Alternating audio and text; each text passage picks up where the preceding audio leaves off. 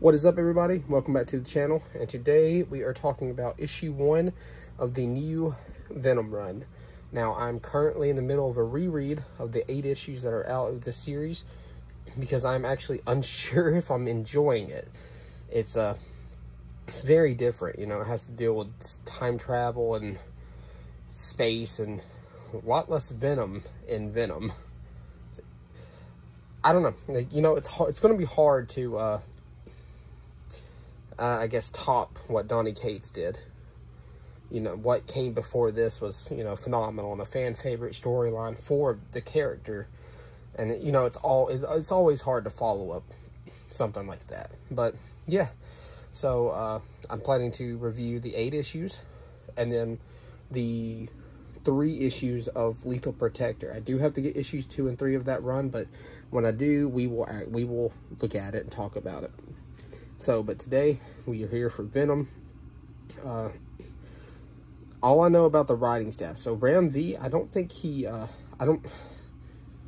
think he only writes a couple issues. And, I don't know how to pronounce his names, like Ewing. I know he wrote the previous Guardians of the Galaxy run. So, I know who Ram V is because he writes Swamp Thing, and I love that. But, anyways, let's actually talk about the book. So the art is good. So in this particular issue, this extremely thick issue, what goes on is, oh, good God, it's hard to even say what goes on. So we have this scene where Dylan is talking about how he's not supposed to bond with the symbiote. Obviously, this is not Eddie Brock Venom. This is Dylan Brock, and he's been reading a lot of Spawn. You know, kids love chains. So, yeah. So we see Dylan right here after the bonding. Now, this happens, this is, I believe in the storyline, this is what you're going to pretty much see towards the end. So, yeah, we start, now this is where I mean by like space travel and all that. So, Eddie Brock is the King of Black now, and he's able to just take his consciousness and put it into any other symbiote, just like that. But so he's going to go into the ship, and they're trying to find survivors and, you know, beat up the bad guys, you know, the superhero stuff.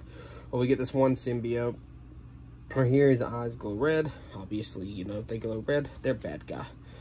So they board the ship, and they're exploring, and they find the pirates. They fight the pirates. And then, you know, he's like, you know, we are Venom. And then it cuts back to Dylan Brock. Dylan got into a fight at school, and they've been trying to contact his father. Obviously, his father is in space. And so the idea here is that without contact of his father, he's going to have to get contact the board, and most likely Dylan will be kicked out of school. And then we got the cat. I believe the cat is Sleeper, if that's what the symbiote's name is. I can't remember.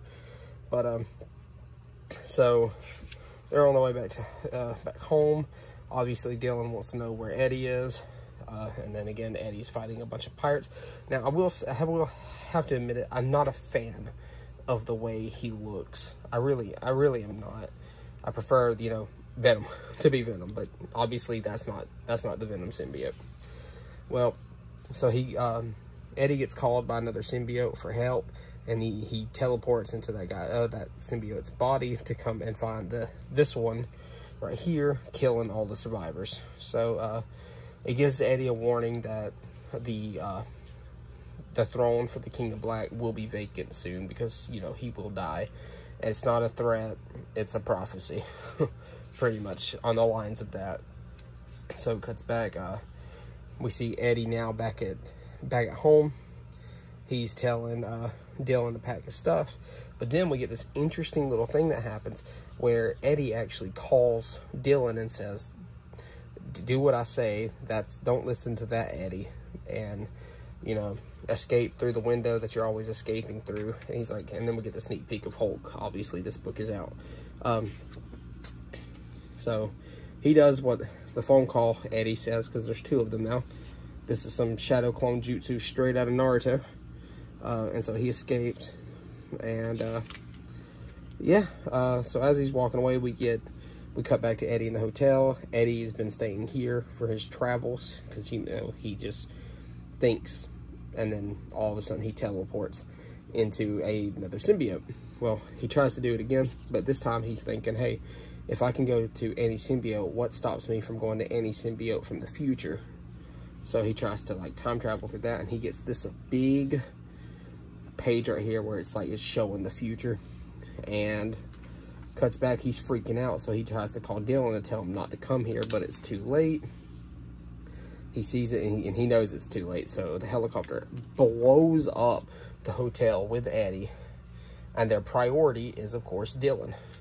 And what happens is we have an image of the Venom symbiote here, and then we cut back to Venom now finally in the book outside of the first 2 pages, and we get to see that scene happen from the beginning, from the first couple of pages. We do get this awesome 2-page spread, and pretty much we see Eddie Brock. He's falling through, like, I guess time, and he arrives into this guy's garden, who I'm not going to say his name yet, just in case y'all haven't read it and y'all are just watching my videos. But yeah, and that's pretty much, that ends issue 1. And then we get like a sneak peek of, that's Eddie Brock's corpse, what's left of him. And that's the end of the book. And so, like, I don't know. Like, I've read it twice now. And I'm not, see, my biggest thing is I'm not the hugest fan of time travel. But I'm gonna keep reading it because I love Venom. I really do just love the character. And I'm not here to speculate on any big books happening in the future of this run. I just want to read Venom, whether it be good, bad, mediocre, it doesn't matter. I just want to read it. Now I am currently in the middle of a reread of the David Michelinie omnibus for Spider-Man, and then when I'm done with that, I'm probably going to reread Donny Cates' Venom run because I'm in a mood for Venom. And so until then, this issue for me, issue 1, gets a 7 out of 10. It's just really, I don't know. It's not like a letdown or anything, but I really liked his Guardians of the Galaxy, and I loved his Swamp Thing and stuff. I was thinking if they come together, they could write something fantastic. But again, we'll have to see. I'll read it. I will review issue 2 soon. Until then, I'll catch you on the next video. Y'all have a good night, good day, whenever y'all watch it. Like and subscribe. My next milestone is 75 subscribers. Till then, I'll catch y'all later.